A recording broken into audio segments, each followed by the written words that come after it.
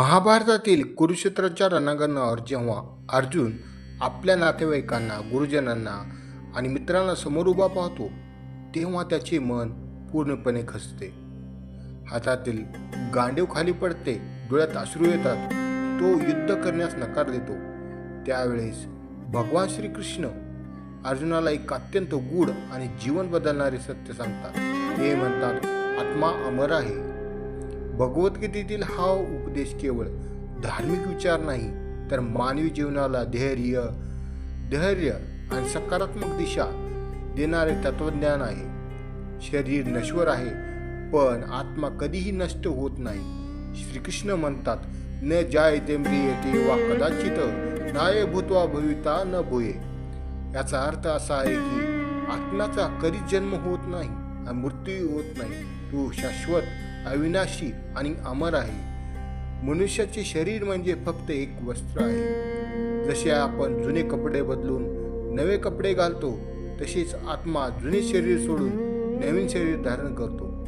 त्यामुळे मृत्यू हा शेवट नसून एका प्रवासाची सुरुवात आहे. ही शिकवण आजच्या जीवनात खूप महत्त्वाची आहे, कारण आज माणूस लहान लहान गोष्टींना खचतो.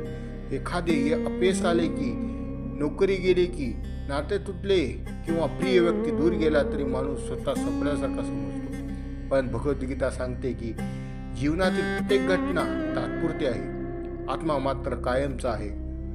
उदाहरण असे आहे की एका शेतकऱ्याची आपण गोष्ट पाहू. एका गावात एक वृद्ध शेतकरी राहत होता. त्याचा एकुलता एक मुलगा अचानक आजारी पडून मरण पावला. संपूर्ण गाव दुःखात बुडाले. लोकांना वाटले की ती वृद्ध आता पूर्णपणे कोसळेल, पण तो शांत राहिला. लोकांनी विचारले, तुम्हाला दुःख होत नाही का? तेव्हा तो म्हणाला, दुःख नक्कीच आहे, कारण शरीरापासून विभक्त होणे वेदनादायक असते. पण माझा मुलगा म्हणजे फक्त हे शरीर नव्हते, त्याचा आत्मा अजूनही जिवंत आहे. देवाने त्याला दुसऱ्या प्रवासासाठी बोलवले आहे. ही विचारसरणी त्याला भगवद्गीतेतून मिळाली होती. त्यामुळे दुःख असूनही तो तुटला नाही.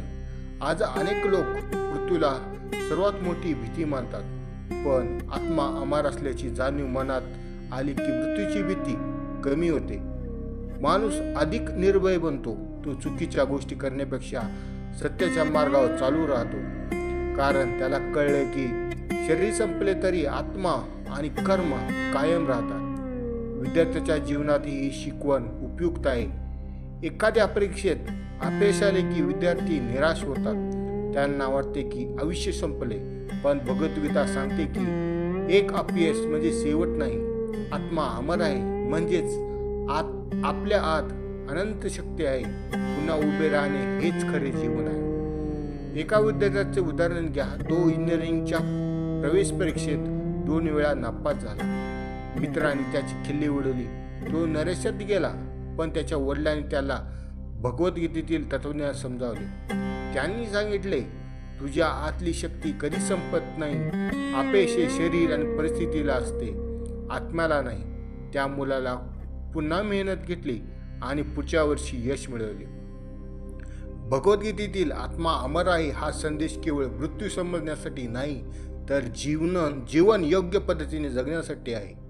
जर आत्मा शाश्वत, तर द्वेष, अहंकार, लोभ आणि मत्सर याचाही अर्थ काही राहत नाही. माणूस प्रेम, दया, सत्य याचा स्वीकार करतो. संतांनी हे सांगितले आहे.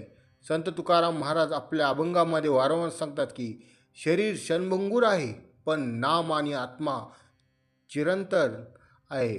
म्हणूनच सांसारिक मोहापेक्षा भक्ती आणि सदाचार यांना महत्त्व दिले पाहिजे. आत्मा अमर असल्याचा अर्थ असा नाही की माणसाने जीवनाकडे दुर्लक्ष करावे. उलट प्रत्येक क्षण अर्थपूर्ण बनवावा.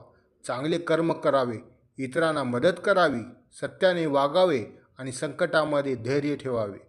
कारण शरीर नष्ट होईल, पण आपल्या कर्माचा प्रभाव कायम राहील.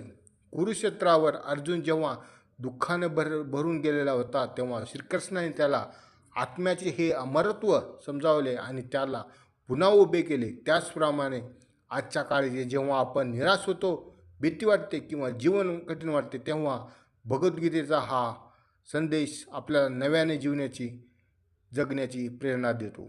जय श्रीकृष्ण.